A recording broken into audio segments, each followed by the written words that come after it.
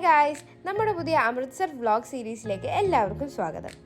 നമ്മൾ ഈ അമൃത്സർ ട്രിപ്പിൽ കവർ ചെയ്യാൻ പോകുന്നത് golden temple, partition museum, Jallianwala bag, Wagah border ceremony, Ram തീർത്ത് ടെമ്പിൾ ആൻഡ് സദ്ദാപിണ്ടാണ്. നമ്മൾ കോയമ്പത്തൂർ എയർപോർട്ടിൽ നിന്നാണ് ഡൽഹിയിലേക്കുള്ള ഫ്ലൈറ്റ് എടുത്തത്.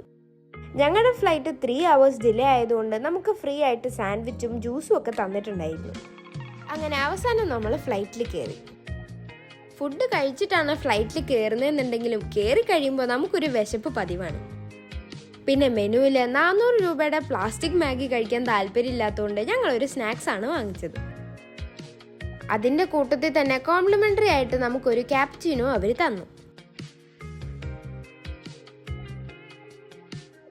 പിന്നെ ആമിയുടെ ക്യൂട്ട്നെസ് കണ്ട് ഒരു എയർ ഹോസ്റ്റസ് അവൾക്ക് ഫ്രീ ആയിട്ടൊരു കുക്കിയും മിക്സഡ് ഫ്രൂട്ട് ജ്യൂസും കൊടുത്തു.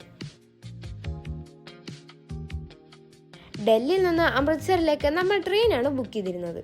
ഈ ട്രിപ്പിൽ നമ്മുടെ കൂടെ ഒരു ഫാമിലിയും കൂടെ ഉണ്ട്. അങ്ങനെ കുറച്ച് നേരത്തെ സംസാരവും കളിയും ഒക്കെ കഴിഞ്ഞിട്ട് ഞങ്ങളൊന്ന് ഉറങ്ങി. ആമിയും സാനിയും ബ്രേക്ക്ഫാസ്റ്റ് കഴിച്ചതേ ഇല്ല. പിന്നെ ലഞ്ച് ടൈമിലാണ് അവരൊന്ന് ഉണർന്നത്.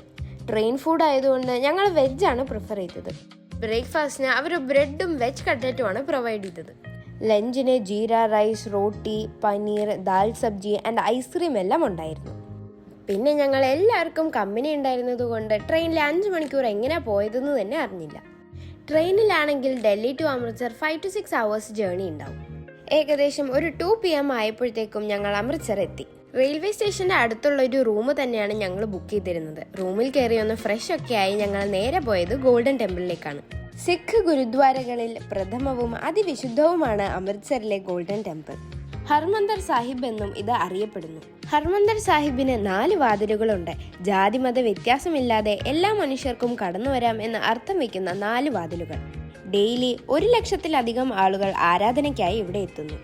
ഇവിടെയും ഡ്രസ് കോഡ് ഉണ്ട്. സ്ത്രീകളും പുരുഷന്മാരും അവരുടെ ഹെഡ്, ഷോൾഡേഴ്സ് ആൻഡ് ലെഗ്സ് ഇവ കവർ ചെയ്തിരിക്കണം. വേൾഡിലെ തന്നെ ലാർജസ്റ്റ് കമ്മ്യൂണിറ്റി കിച്ചൺ ആണത്രേ ഇവിടുത്തെ മറ്റൊരു സ്പെഷ്യാലിറ്റി. ഡെയിലി 50,000 തൊട്ട് 100,000 ആളുകൾ വരെ ഇവിടുത്തെ കമ്മ്യൂണിറ്റി കിച്ചണിലൂടെ ഫുഡ് പ്രസാദമായി കഴിക്കുന്നു. രാത്രിയിൽ ടെമ്പിളും ലൈറ്റ്സും ഫയർ വർക്ക്സും പൂളിന് ചുറ്റുമുള്ള ദീപങ്ങളും ഒക്കെ കാണാൻ വളരെ മനോഹരമായിരുന്നു. ഗോൾഡൻ ടെമ്പിൾ നിൽക്കുന്നത് അമൃത് സരോവർ എന്ന ലാർജ് സീക്രട്ട് പൂളിന് നടുവിലാണ്. അവിടെ നമുക്ക് വേണമെങ്കിൽ കൈകാലുകൾ കഴുകി ശുദ്ധി വരുത്തി അകത്തേക്ക് പ്രവേശിക്കാം. ഞങ്ങൾ പോയത് നമ്മുടെ ദീപാരാധനയുടെ സമയമായതുകൊണ്ട് തന്നെ സിഖ് ശ്ലോകങ്ങളൊക്കെ അവർ ചൊല്ലുന്നുണ്ടായിരുന്നു. പൂളിന് ചുറ്റും ദീപങ്ങൾ തെളിയിച്ചായിരുന്നു അവരുടെ പ്രാർത്ഥന. അത് കഴിഞ്ഞ് അവിടെ ഫയർ വർക്ക്സ് ഒക്കെ ഉണ്ടായിരുന്നു. അതും കാണാൻ നല്ല ഭംഗിയായിരുന്നു. പിന്നെ ഞങ്ങളും പ്രസാദമൊക്കെ കഴിച്ച് അവിടെ കുറച്ച് നേരം സ്പെൻഡ് ചെയ്തു. പിന്നെ കുറച്ച് ഫോട്ടോസും എടുത്തു.